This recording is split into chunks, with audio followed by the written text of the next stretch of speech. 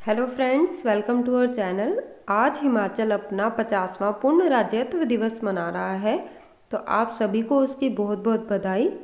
तो इसी अवसर पर हिमाचल में एक ऐसे कंपटीशन कराया जा रहा है जिसका टॉपिक है स्वर्णिम हिमाचल पर निबंध।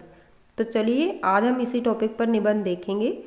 तो सबसे पहले हम परिचय लिखेंगे, उसमें हम हिमाचल का शॉर्ट में एक छोटा सा 4-5 लाइनों का परिचय देंगे।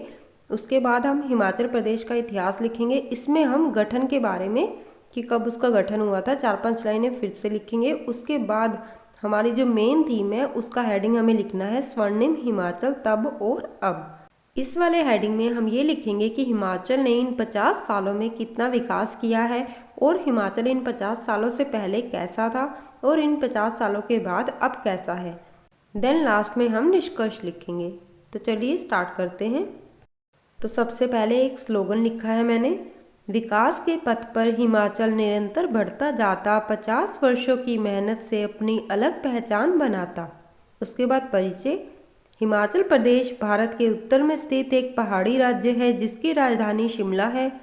हिमाचल हिमालय के पहाड़ों से घिरा हुआ है और अपनी ठंडी जलवायु के लिए प्रसिद्ध है।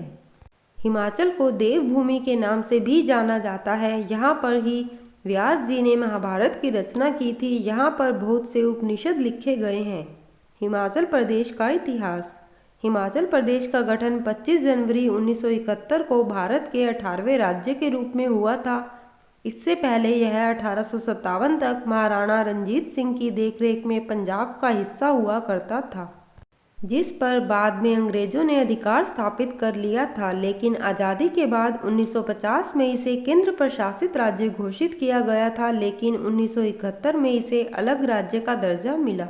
देन हमारा मेन जो टॉपिक है उसका हेडिंग है स्वर्णिम हिमाचल तब और अब।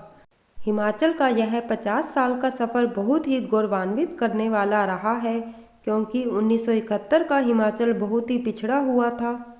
लेकिन इन 50 वर्षों में हिमाचल ने देश भर में कामयाबी के नए आयाम स्थापित किए हैं। आज और तब के हिमाचल में ज़मीन आसमान का फ़र्क है।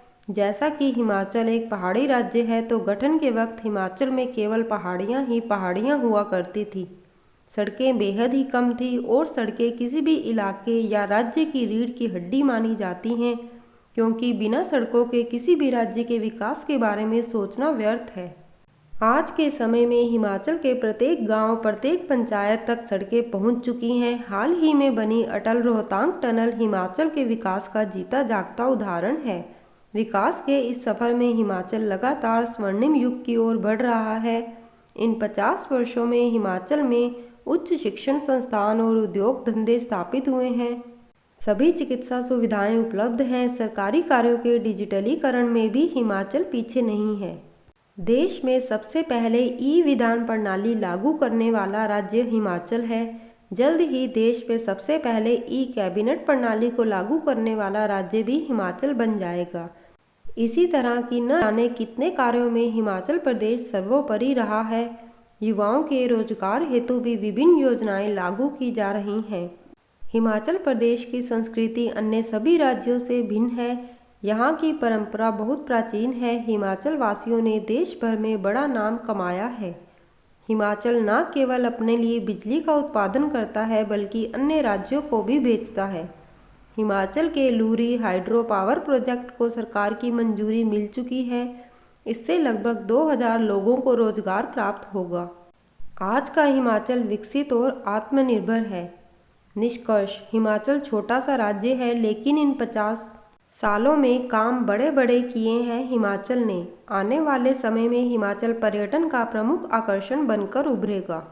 एक छोटा सा राज्य इन 50 सालों के सफ़र में आज कामयाबी की ऊंचाइयों पर खड़ा है। ये अपने आप में गर्व की बात है। और लास्ट में हम फिर से एक स्लोगन लिखेंगे, आधुनिकता के साथ संस्कृति को सहेजने की जिम्मेदारी है। हिमाचल का विकास अभी भी जारी है।